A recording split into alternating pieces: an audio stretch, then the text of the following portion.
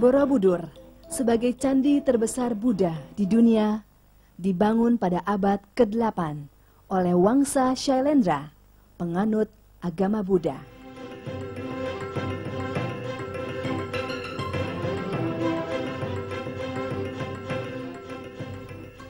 Asal-usul nama Borobudur sampai saat ini masih merupakan misteri besar. Beberapa ahli telah mengemukakan pendapatnya.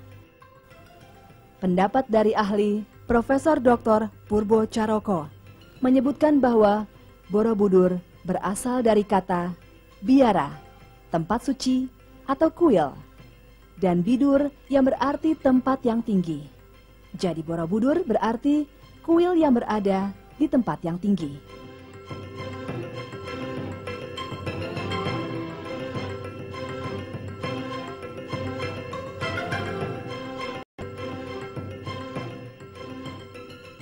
Pendapat selanjutnya tertulis dalam Kitab Negara Kertagama, ditulis Empu Prapanca, menyebutkan Budur sebagai sebuah bangunan suci agama Buddha.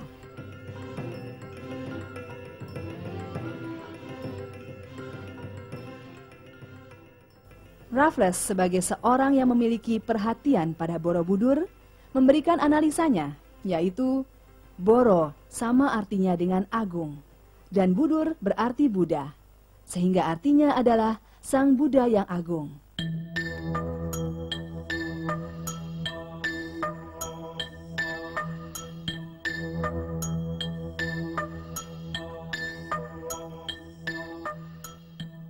Candi Borobudur dibangun di atas bukit dan dikelilingi oleh pegunungan menoreh, Gunung Suming, Gunung Sindoro, Gunung Tidar, serta Gunung Merapi dan Merbabu, dengan dilalui Sungai Elo dan Progo.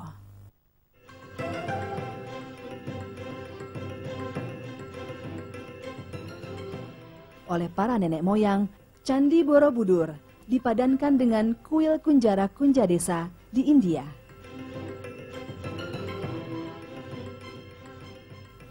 Mengenai Kunjara Kunja ini, Stutterheim menjelaskan persamaan topografi antara daerah Kedu dengan sungai-sungainya, Progo dan Elo, dan daerah Hindustan dengan sungai-sungainya, Gangga dan Jamuna. Sungai Progo dan Elo yang berbeda sumber, tetapi kemudian bersamaan arah untuk bertemu di satu titik, dan selanjutnya meneruskan aliran sebagai satu sungai untuk bermuara di samudra. Dan tidak jauh dari bertemunya kedua sungai itulah terletak daerah suci pusat agama Buddha. Di India, kota Bodh Gaya dan Stupa Barhut, dan di Indonesia, Candi Borobudur.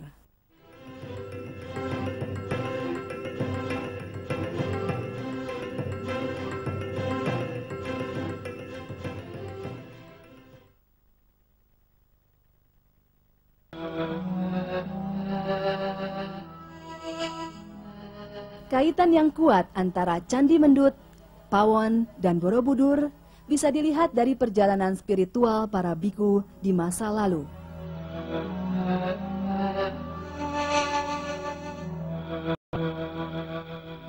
Di dalam Candi Mendut terdapat 3 arca Buddha, yang masing-masing adalah arca Buddha Sakyamuni, di mana arca ini merupakan arca utama dari Candi Mendut dengan sikap tangannya Dharma Cakra Mudra yang melambangkan sedang memutar roda Dharma. Arca Buddha Avalokiteswara. Dan yang ketiga, Arca Buddha Wajrapani. Arahang Sama Sambuddho Bhagawa Buddhang Bhagawantang Abhiwade. Di Kasparis menganalisa lebih jauh bahwa Candi Mendut mempunyai kedudukan yang penting dalam jalan menuju kebudayaan, yaitu sebagai pangkal atau titik awal dari perjalanan suci yang disebut dengan Sambara Marga. Perjalanan suci ini berasal dari timur ke barat, diawali dari Candi Mendut, kemudian menyeberangi Sungai Elo dan Progo, untuk seterusnya menuju ke Candi Pawon. Perkataan pawon berarti dapur dan menjadi tempat abu. Desa di mana Candi Pawon didirikan bernama Brojonalan, yang berarti wajra yang menyala-nyala. Melalui harapan di Candi Pawon, perjalanan dilanjutkan ke arah barat menuju Candi Borobudur melalui pintu timur. Dengan pradaksina atau berputar searah jarum jam, perjalanan suci dilanjutkan melalui 10 tingkatan di Candi Borobudur yang melambangkan tingkatan-tingkatan yang harus dilalui untuk mencapai tingkat kebudaan. Himpunan 10 tingkat di Candi Borobudur inilah kemudian lebih dikenal dengan Dasa Bumi Sambara.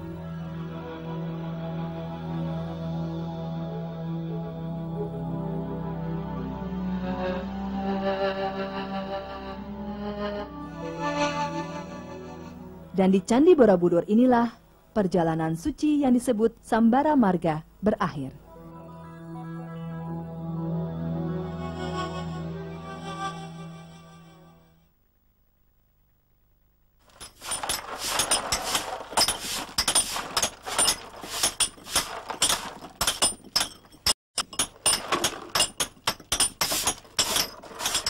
Candi Borobudur sempat tidak diketahui keberadaannya sejak pembangunannya di abad ke-8, kemudian kembali pada tahun 1815, Raffles memerintahkan Cornelius untuk membersihkan tumbuh-tumbuhan dan kotoran yang melekat di Candi Borobudur.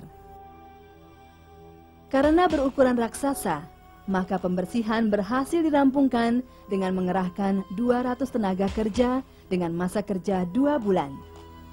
Kerja Cornelius dilanjutkan dengan kerja Hartman, Presiden kedua pada tahun 1932. Pada periode ini, bagian puncak stupa sempat ditambah bangunan bambu, tempat para pejabat bersantai minum teh di sore hari. Selanjutnya, Van Erp melanjutkan usaha menyelamatkan Borobudur pada tahun 1907 hingga 1911. Pemerintah Indonesia melaksanakan pemugaran besar dengan bantuan dari UNESCO di bawah pimpinan Profesor Dr. R. Sukmono pada tahun 1973 hingga 1983.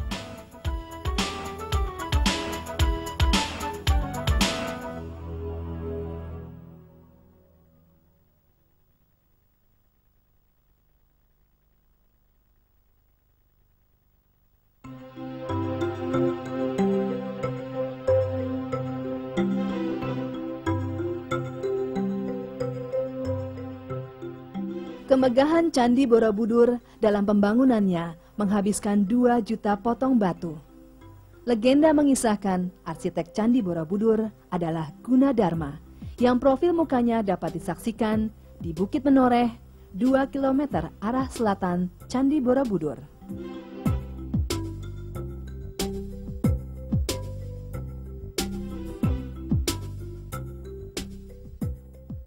Keistimewaan kokohnya konstruksi Candi Borobudur terletak pada gaya gesek antar batu, kaitan antar batu dengan batu bentuk T, serta sambungan dengan tipe ekor burung.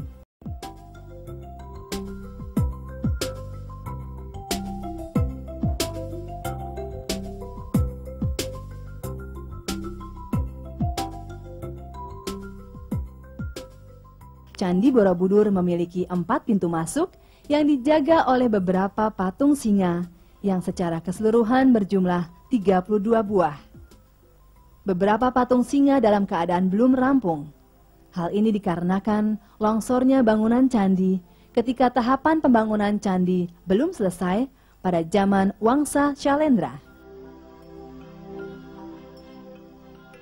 Ornamen lainnya adalah makara, yang merupakan motif artistik yang sering terdapat dalam candi Buddha dan Hindu.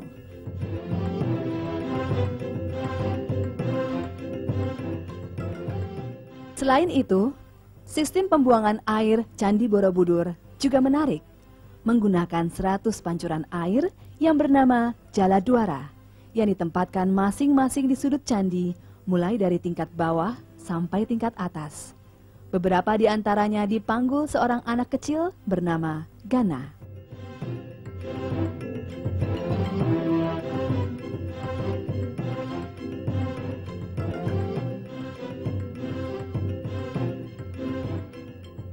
Puncak Candi Borobudur adalah stupa utama berukuran raksasa dengan diameter 9,9 meter dan tingginya 7 meter.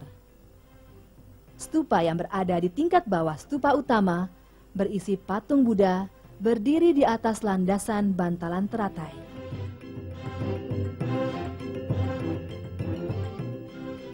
Stupa berlubang segi 4 dengan harmika atau bagian antara badan stupa dan puncak stupa bersudut 8. Sedangkan stupa di tingkat bawah berlubang belah ketupat dengan bentuk harmika bersudut 4, di mana terdapat patung Buddha yang lebih dikenal dengan sebutan patung Kunto Bimo yang menurut mitos bertuah atau memiliki kekuatan.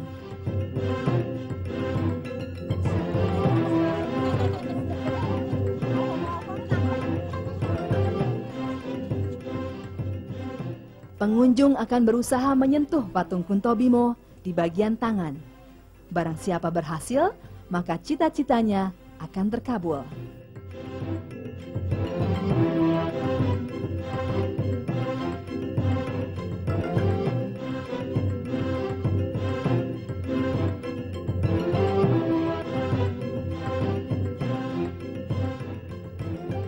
Patung lainnya yang dipercaya bertuah adalah patung Mbah Belet atau Unfinished Buddha yang dipercaya berasal dari stupa utama.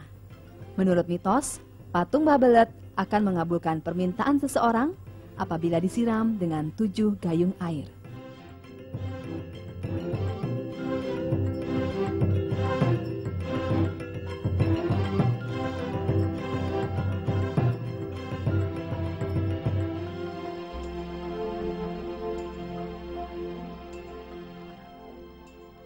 Batu-batuan ini terdapat di Museum Karma Wibangga. Batuan ini berasal dari Candi Borobudur yang sampai sekarang belum dipasangkan sebagai bagian dari Candi Borobudur.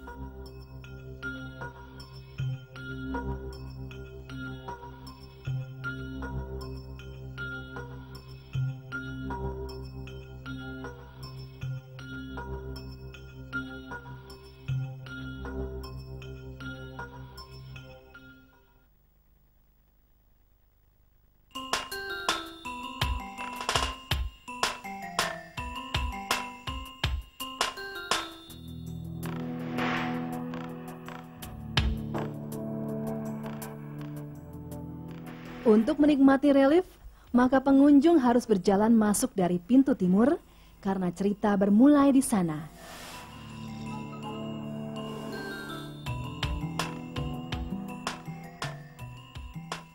Terletak di kaki candi berjumlah 160 panel, Karma Wibangga adalah teks Buddha yang menggambarkan berlakunya hukum sebab akibat atau karma, juga menggambarkan perbuatan baik dan buruk. Menurut ajaran Buddha, segala tindakan dan akibat yang menimpa seseorang ditentukan oleh karma.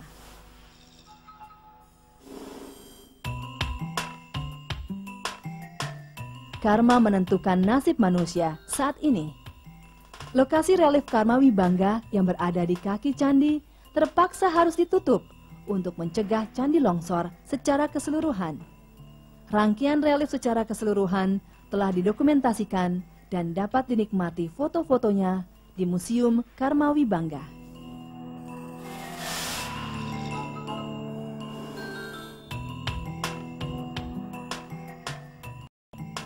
Di tingkat 2 terdapat relief Lalita Vistara, teks Sansekerta tentang kehidupan Sang Buddha yang diawali kelahirannya di hutan Lumbini dekat Kapilawastu, daerah Nepal sekarang.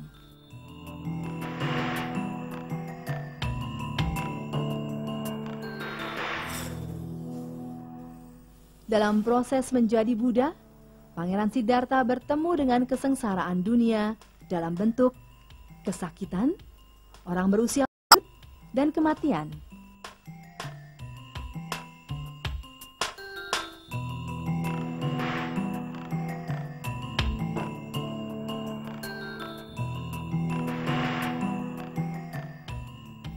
Dan terakhir, Pangeran Siddhartha bertemu dengan 4 biarawan yang dikaguminya.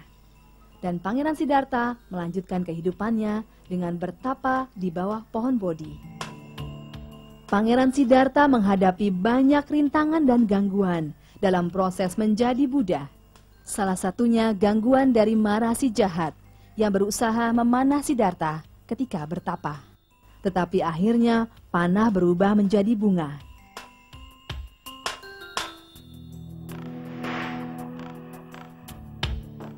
Putri dari Mara pun kemudian berhasil dilalui Siddhartha.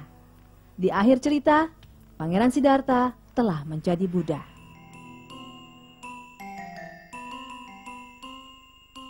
Relief menarik lainnya adalah Jataka dan Awadana, yang salah satunya berkisah tentang Pangeran Sudana dan Putri Manohara.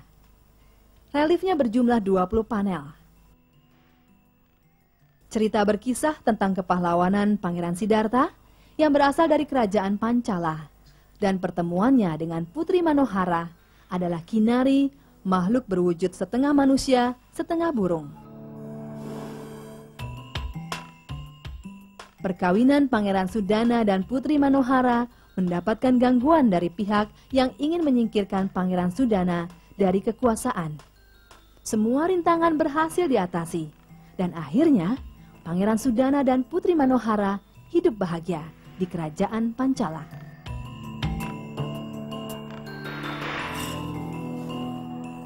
Relief lainnya adalah relief Gandayuha, kisah Buddha dari India Selatan.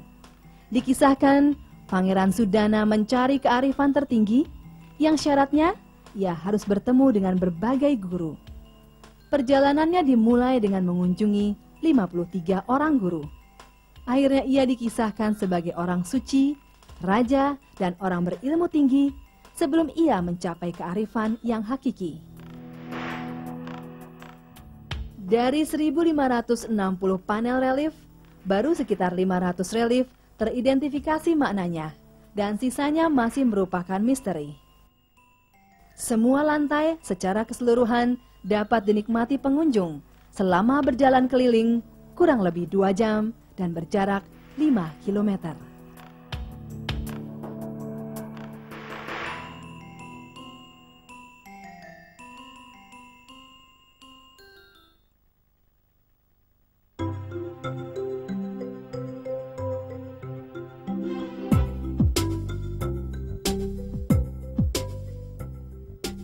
Kini Borobudur dikelilingi taman yang indah yang memungkinkan para wisatawan dapat menikmati keindahan Candi Borobudur dari jarak jauh.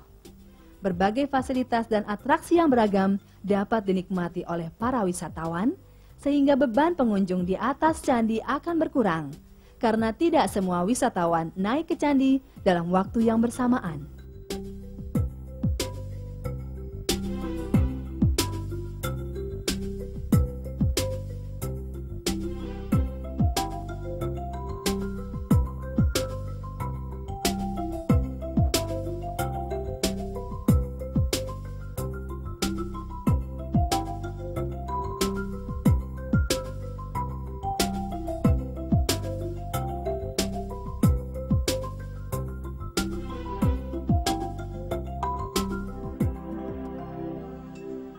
Candi Borobudur bagaikan perpustakaan terbuka, sebagai sumber ilmu, filosofi, religi, konstruksi, maupun arsitektur.